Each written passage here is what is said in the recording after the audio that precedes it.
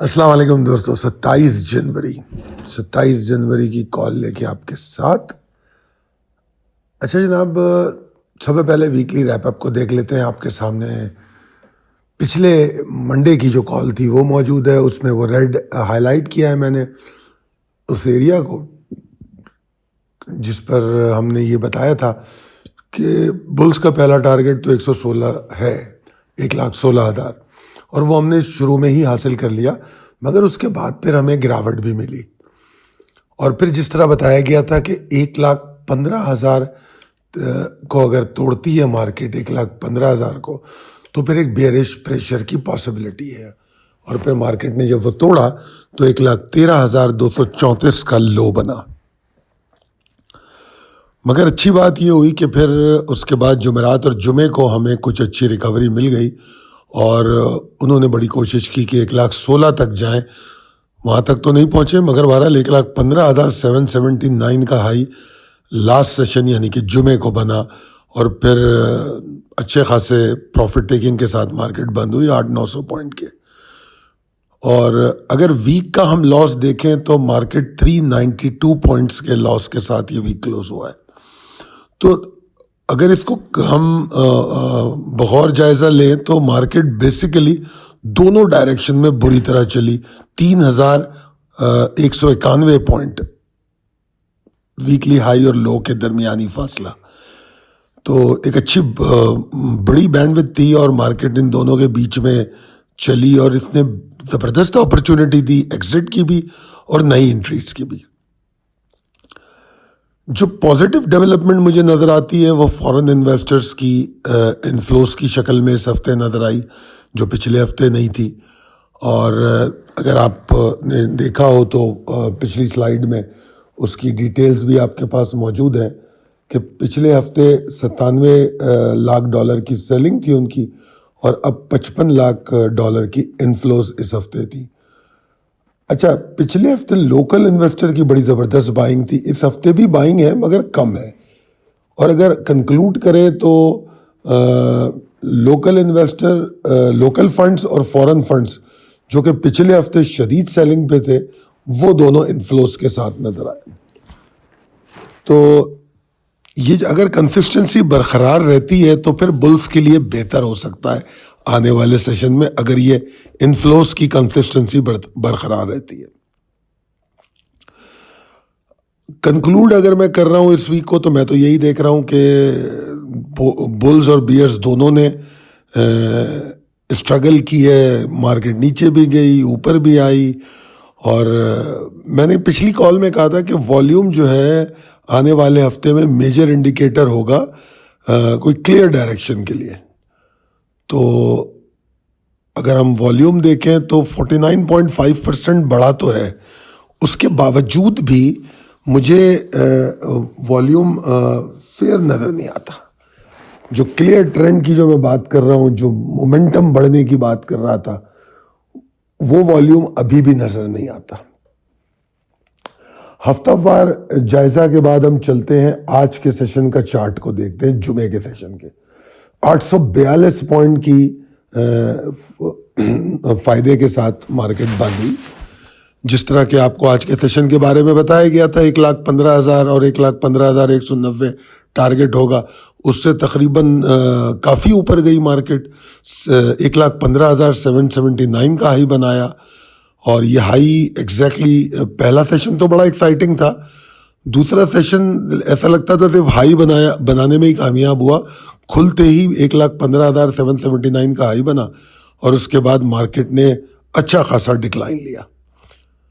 और बेशक market 842 point के फायदे के साथ जुमे को बंद हुई है, मगर हमने हाई से क्लोजिंग का अगर हम डिफरेंस निकालें तो वो भी अच्छा खासा है।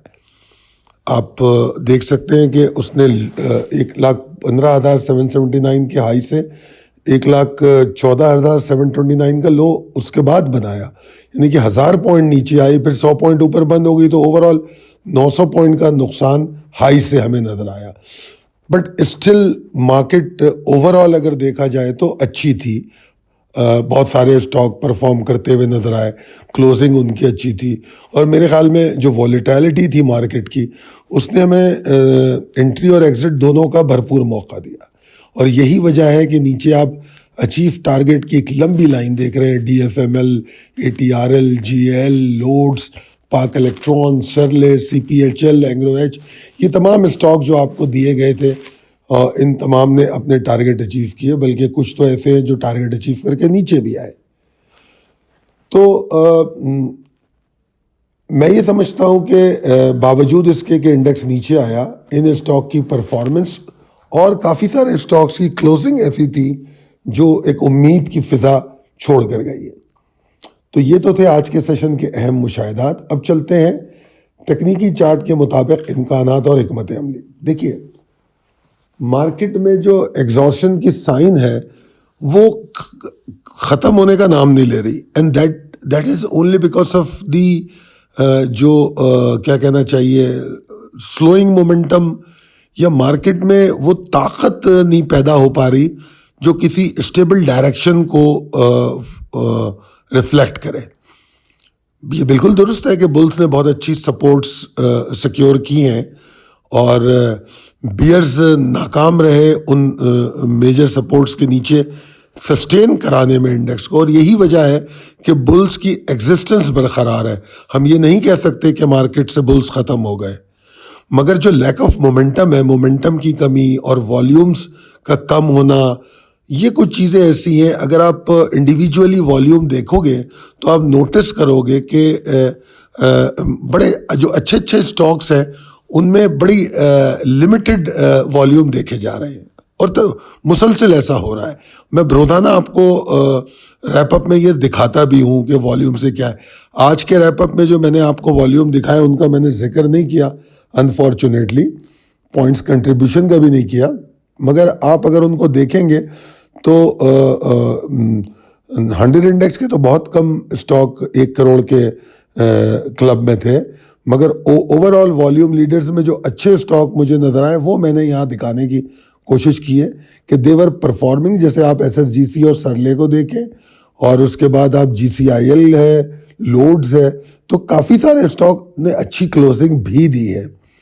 तो ओवरऑल अगर सिचुएशन देखें हम, तो यहाँ पर एक टग ऑफ वॉर की कैफियत सी बन रही है। और आप अगर चार्ट पे जाके देखें तो आप ये नोटिस करेंगे कि मार्केट तसलसल के साथ एक रेंज में ही ट्रेड हो रही है। तो इसीलिए हम इसको किसी डायरेक्शन की तरफ जाता हुआ अभी तक नहीं देख पाए हैं।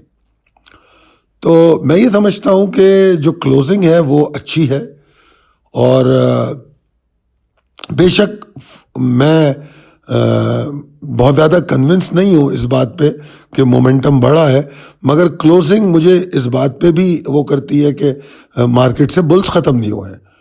अब आगे अगर हम ये अपने ट्रिगर्स को फॉलो करती है, रिस्पेक्ट करती है, तो फिर पॉसिबिलिटी बरकरार है। जैसे मैं आने वाले हफ्ते के लिए कह रहा हूँ कि अगर मार्केट 1,15,566,628 के ऊपर ट्रेड करे तो आने वाला हफ्ता बहुत अच्छा हो सकता है। शॉर्ट टर्म ट्रेडर का गेन तो 1,15,187 के ऊपर ही शुरू हो जाएगा। उनको तो मैं चाहता हूं कि वो उसके ऊपर ही ऑप्टिमिस्टिक रहें।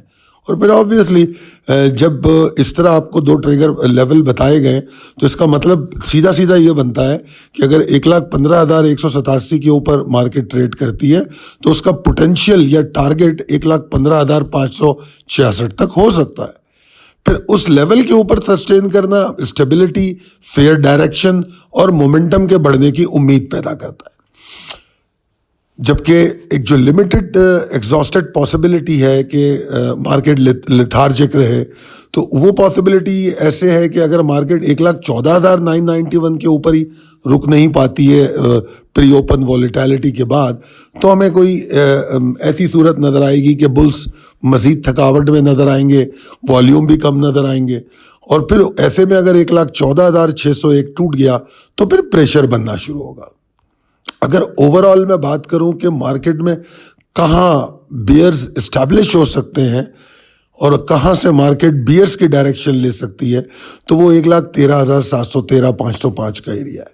तो मैंने आपको मुख्तलिफ कलर्स में मार्केट की मुख्तलिफ पॉसिबिलिटीज़, जो क्योंकि ट्रेडिंग करने के लिए ये कोई रैशनल स्ट्रेटजी नहीं होती कि बस हम ये सोच के बैठ जाएं कि बस मार्केट ऊपर जा रही है, या ये सोच के बैठ जाएं कि बस मार्केट नीचे जा रही है। मार्केट को जब देखने बैठे तो फ्रेश माइंड के साथ बैठे और पॉसिबिलिटीज सारी सामने रखें। वो पॉसिबिलिटीज क्या होती हैं? वो लेवल्स होते हैं, वो ट्रिगर्स होते हैं। मैंने आपको यहाँ 3 कलर में ये दिखाने की कोशिश की है। पिछली कॉल में मैंने इस तरह किया था, काफ़ी सारे लोगों ने मुझे कहा कि आप इसी तरह दिखाएं, तो मैं कोशिश करूंगा कि आपकी आसानी के लिए ये भी करूं। मैं मार्केट को कंक्लूड इसी तरह कर रहा हूं कि मुझे जिस तरह मैंने कहा कि एक रस्सा कची की कैफियत नज़र आती है बुल्स एंड बियर्स के दरमियान। दोनों साइडें इस्टेब्लिश नहीं कर पाई हैं अपना ट्रेंड अभी तक, और जिस तरह जो फॉरेन इन्वेस्टमेंट की मैंने बात की थी वो एक ऑप्टिमिज्म क्रिएट करती है, ठीक है, और क्लियर डायरेक्शन हमें मिल सकता है अगर मार्केट अपने जो ऊपर अभी ट्रिगर्स पर डिस्कशन हुई है अगर उसको फॉलो कर ले। तो की लेवल को फॉलो करना बहुत ज़रूरी है, स्टॉप लॉस का प्लेस होना बहुत ज़रूरी है, और जिस तरीके की मार्केट चल रही है, ये जो 3 कलर में आपको स्ट्रेटजीज बताई गई हैं, जो ट्रिगर हिट होता है उस स्ट्रेटजी को फॉलो करेंगे आप, तो फिर इंशाल्लाह ताला आप अफसोस नहीं करेंगे चाहे मार्केट नीचे जाए या ऊपर जाए। अगर आप सही जगह पे एग्जिट ले पाएंगे तो मार्केट नीचे जाने पर आप खुश होंगे क्योंकि आपको नई बाइंग का मौका मिलेगा। और एक चीज़ और जो यहाँ मैं कहना चाहूँगा कि जो बदलती हुई सूरत हाल है, जो मैं कुछ जगहों पे शायद अपनी मैंने एक वीडियो में जो इम्पैक्ट पर एक वीडियो की थी मैंने, जो ग्लोबल चेंजेस आ रहे हैं ट्रंप के आने के बाद, उस पर जो बात की थी, अब उसके असरात भी ग्लोबली नज़र आ रहे हैं। अगर आपने मेरी हफ्ता 10 दिन पहले एक मैंने वीडियो की थी जिसमें मैंने कहा था कि ट्रंप साहब के आने के बाद दुनिया में कहाँ कहाँ क्या क्या तब्दीलियाँ रूनुमा हो सकती हैं और परेशानियाँ पैदा हो सकती हैं, जिसमें अगर आपको याद हो तो मैंने यूरोप का जिक्र किया था, यूक्रेन के मामले पे बात की थी, फ़लस्तीन के मामले पे बात की थी, और ईरान और Pakistan, Iran and then Pakistan, ये तमाम चीज़ें हाईलाइट की थी। अभी तो जो ट्रंप साहब की जो ताज़ा स्पीचेज आई हैं उसके बाद बहुत सारी मज़ीद चीज़ें सामने आ गई हैं। तो जैसा मैं समझ रहा था कि, और वैसे मुझे ये भी उम्मीद है कि उनकी बहुत सारी बातें सिर्फ भड़क होती हैं और उनमें से बहुत सारी बातों को इग्नोर कर दिया जाएगा, या वो हो जाएंगी या वो खुद वापस ले लेंगे। ये उनकी शख्सियत का खासा है। मगर बहरहाल उनके आने से पूरी दुनिया में एक हलचल पाई जाती है, और जब वो हलचल पाई जाती है तो वो मईशत पे भी असरअंदाज होती है। जिस तरह हम इंटरनेशनल मार्केट्स में देख रहे हैं तो वो यकीनन उसका कुछ असरअंदाज पाकिस्तान पे अगर कोई ऐसी चीज़ होती है तो हो सकता है। तो इस चीज़ को मद्देनज़र रखना भी आपके लिए बहुत ज़रूरी होगा, और इन तमाम चीज़ों को बरवकार लाते हुए अपनी हिकमत अमली वाज़े करें ट्रेड की, वो आपके लिए बेहतर होगी। स्टॉक तो आपने रिक्वेस्ट नहीं किया था, मगर मैंने सोचा कि आपको चले आज एक ऐसे स्टॉक की कहानी बताएं जो पता नहीं आप लोगों की नज़रों से गुजरना चाहिए। यूट्यूब पे मैंने आपको दिया, तो वो पहली दफ़ा जब हमने आपको दिया तो 11 दिसंबर 2024। अगर आप 11 दिसंबर 2024 को जाके देखें तो वो स्टॉक जो है कहाँ पर था, और उसके बाद उसकी मूव देखें।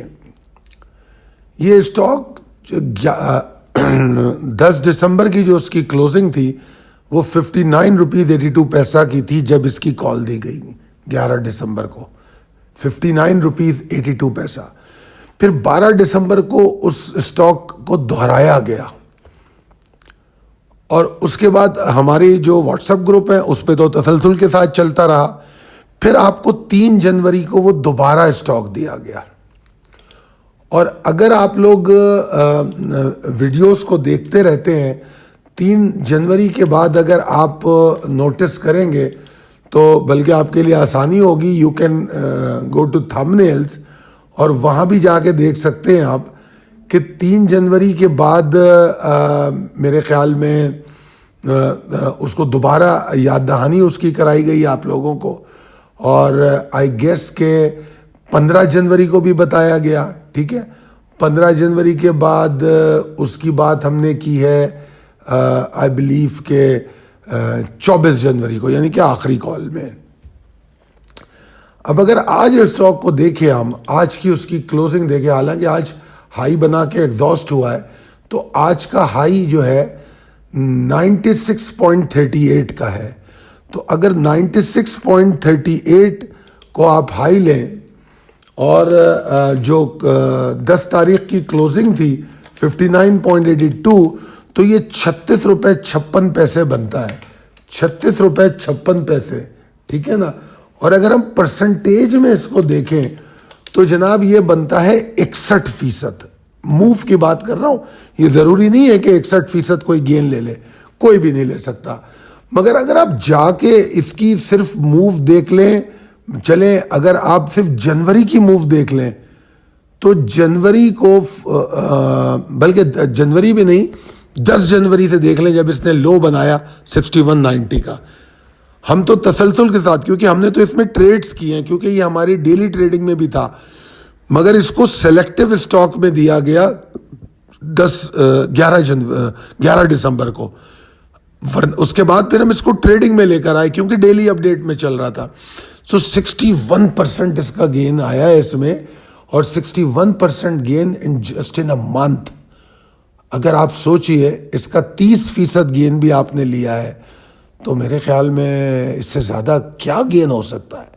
आई होप कि आपने इसको एंजॉय किया होगा। बहुत शुक्रिया। तो जनाब बहुत शुक्रिया मेरी वीडियो देखने का। अगर वीडियो पसंद आई है तो अपने दोस्तों अहबाब में शेयर कीजिए, चैनल को सब्सक्राइब कीजिए, कमेंट कीजिए, और कमेंट करके अपनी ट्रेडिंग के बारे में बताइए, हाउ यू आर डूइंग, आपकी ट्रेडिंग कैसी जा रही है, हमारी कॉल से आपको सपोर्ट मिल रही है, नहीं मिल रही है। ये तमाम चीज़ें अगर आप हमें बताएंगे तो हमें मदद मिलेगी कि कहाँ हमें अपनी रिपोर्ट्स को और इन्हांस करने की ज़रूरत है। हम मज़ीद बहुत जल्द कुछ नई चीज़ें आप लोगों के लिए लेकर आ रहे हैं, कुछ जिद्दत लेकर आ रहे हैं, तब्दीलियाँ लेकर आ रहे हैं, जो आपके लिए मज़ीद कारआमद और फ़ायदेमंद होंगी। बहुत शुक्रिया। अल्लाह हाफ़िज़।